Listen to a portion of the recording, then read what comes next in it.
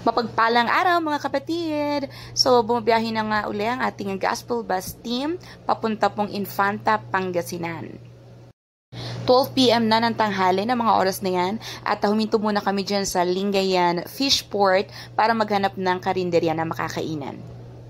So, yan na nga. Na-enjoy naman namin ang food damage at masarap po silang magluto ng mga ulam. Kaya super busog. Busog na busog po ang mga persons. After po namin mananghalian ay nagpatuloy na po kami sa pagbiyahe dahil 3 hours pa raw po ulit ang pagbiyahe papuntang Infanta, Pangasinan.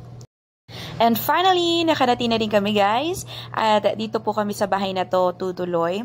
So nakakatuwa dyan kasi ang daming halaman, ang daming puno, may mga bayabas, no? Sarap pumitas at sarap pa kumain. So yan po, nagpahinga muna kami pagdating po namin dyan and naghanda pala sila ng pagkain para sa amin. So, kanin at ulam. Kung makikita po ninyo, merong kalderetang kambing at gulay. Ang sarap pero konti lang po yung nakain ko dyan kasi busog pa po ako. At medyo mabigat lang po talaga yung tiyan ko.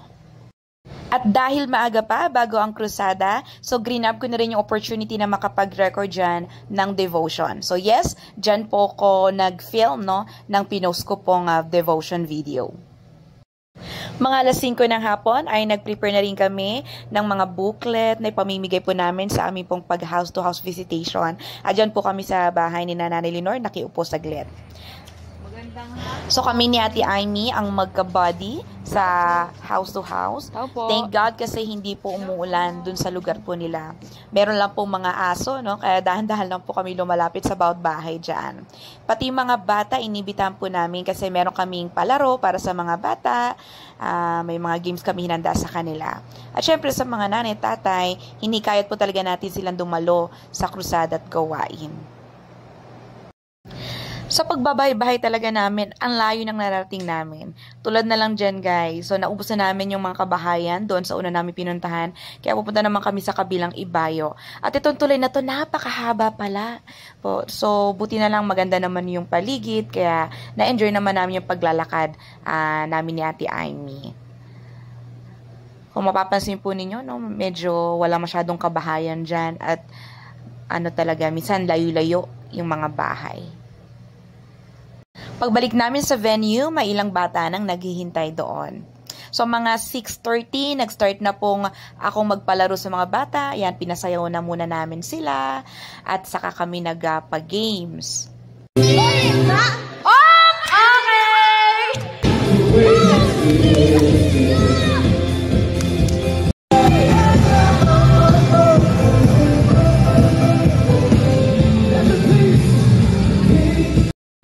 After magpalaro, ilang saglit lang nag-start na rin tayo sa ating pong proper program.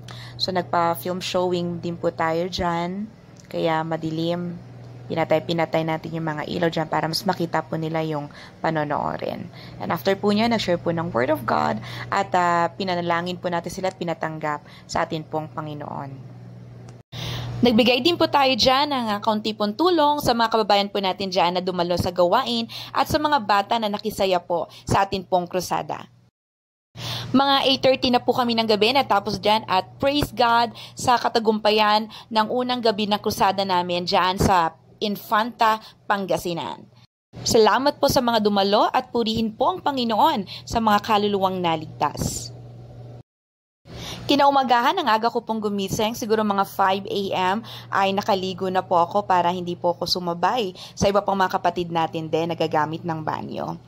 Habang hinintay namin ang iba ay nag-prepare na rin tayo ng almusal dyan. Kasama ang ating punong abala, sina Sis Polly, Sis Cecil, Sis Amy at si Sis Celsi na nakakulay blue. Marami pong salamat sa buhay niya. Siya pong nagpatuloy sa atin dyan sa kanila pong tahanan. Kasama natin sina Pastora din at si Pastor Roland na nanggaling pa sa Antipolo. So ilang saglit pa nga ay pinagsaluhan na nga po namin ang masarap po naming almusal no, ng araw po na iyan. And mga 9 AM ay umalis na rin po kami dahil meron po kaming maagang krusada. So ito po yung bus na sinasakyan po natin, yung gospel bus natin. Nagmamaniobra lang dyan si Kuya Trolley kasi malaking bus natin, medyo makipot po yung kalsada. Yan. Sa loob na rin ng bus namin inayos yung mga booklet namin pong pamimigay para sa amin pong pag house-to-house visitation and invitation. Hi pa!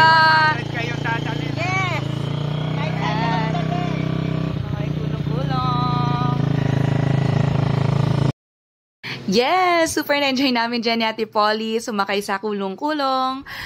Papunta po sa mga kabahayan para sa amin pong pag-imbita at house visitation na rin po sa mga tao. Pagliko namin dito, medyo matagtag na no, yung biyahe kasi mabato. Kaya nakahawak ako dyan kay Ate Polly. Kasi parang feeling ko mahuhulog ako. Pero ayan, syempre kinunan ko pa rin yung lugar kasi ang ganda, 'di ba? Ang ganda ng paligid, ang ganda ng probinsya talaga diyan. Ayan. So minsan lang naman talaga tayo makita ng ganito, no? Dito sa Manila kasi is puro building na. So yan po ang mga kabahayan diyan sa kanila pong lugar. At diyan na rin po kami nagpark kuminto para mabigyan po yung mga tao na nandyan. At dito, na-surprise ako talaga kasi dagat na pala sa parting ito. At nandyan po yung mga kababayan po natin na mangingisda. At mga sariwa, guys. Yung mga pusit, isda na nandyan. At napakamura pa. Ang sarap bumili. Oh, sa mga mahihilig dyan, no? Sa mga seafoods. Ang sarap bumili. Yung katulad ni tatay, ang dami yung nakuhang isda at mga pusit. Oh, tignan nyo naman, guys. Ang mura lang yan. So, ayon kay tatay, meron na silang pinagbabagsakan no, ng mga tindahan, ito pong mga nahuli nilang isda. Kaya, hindi rin basta-basta pwedeng makabili sa kanila kasi parang, ayun na nga, meron na pong nagmamay-ari ba. Ano po lugar to? Purok Uno? Purok Uno, Naulo. Naulo. Okay po. Kayo po ay nangingisda din? Bangka. Pero may bangka. Okay. Nangisda kayo kanina. Ito pong si tatay namin po nakausap, hindi po siya mangingisda pero meron po siyang bangka na pinapagamit niya po sa mga mangingisda at binibigyan na lang po siya ng porsyento.